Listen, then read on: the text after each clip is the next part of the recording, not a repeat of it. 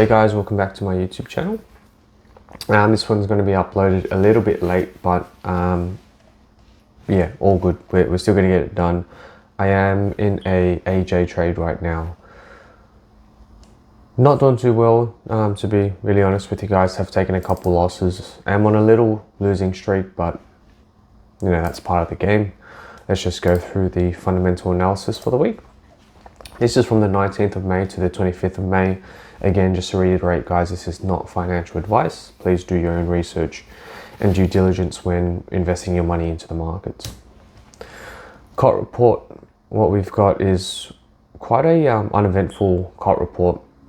The only key differences I've seen, you know, in terms of a bias change was US 30 and S&P shifting to the bullish scenario. This was sort of in response to Trump's cooling off of tariffs and whatnot, and you know, the market's not really being too scared, I guess you could say, about the potential tariffs for the different regions. So that saw a a nice shift into the sentiment of the two indices here. We have yen and Aussie being very bearish on the COT reporting. Again, I am in an AJ trade long. I'll give you guys my rationale for it, even though this sort of goes against COT for the time being, but I still think it was a good fundamental trade. US data, we had flash services and manufacturing, which was better than expected. I am taking off the previous reporting revisions in terms of affecting my sentiment. So right now we are bearish on USD, inflation, neutral on economic data, and neutral on labor market data right now for USD. Aussie, as you guys can see, from a sentiment, from a economic point of view, we're very bullish. We're bullish inflation readings, neutral on economic, but bullish on labor market as well. We did have the monetary policy meeting minutes, which was dovish. So basically stating geopolitical uncertainties contributed to a weaker outlook on growth, employment and inflation in Australia. A range of indicators suggest the labour market remains tight. The board judged that the risks to inflation have become more balanced and they're starting to ease monetary policy, which should see us bloom in terms of the economic readings. A lower cash rate stimulates the economy, and hopefully we can get a more bullish sign on Aussie. Yen, as you guys can see, yen's very bearish. Besides the inflation reading, which was bullish, that should be green there. Everything else is very bearish, labor market and economic reading. So no graphs do really show. That was flash PMIs, which won't have a graph. So yeah, really wrapping that up, it was just the economic news that I wanted to see. I did need to update this as well, so this slideshow isn't the best. So I do apologize for that, but let's, in terms of this week, what we're looking at, and again, this is recorded on Wednesday, we're sort of halfway there already. We have consumer confidence here being hotter than expected. We have Aussie CPI, which I'm going to keep a keen eye for. It should theoretically go down because of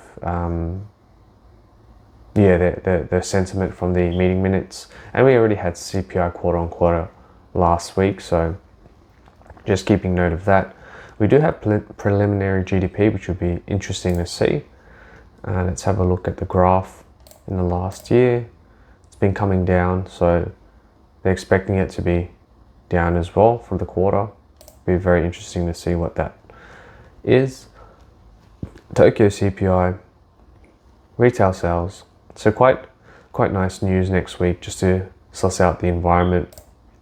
Yeah, again, in terms of from a bias point of view, no trades on everything, but AJ, long trades available. Again, COT reporting, I popped it as neutral just because both yen and Aussie are giving bearish signs, even though Aussie is definitely a lot larger than yen. I think it's enough to, especially with the economic news, my bias is still bullish for Aussie, and happy to take that trade.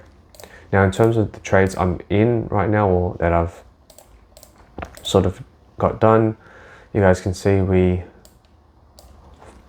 took a break even. I don't classify this as a win because it is technically a break even. I did put it to break even-ish, just slightly higher. So that was a break even trade there. We did lose on that trade when we added our position in 1%.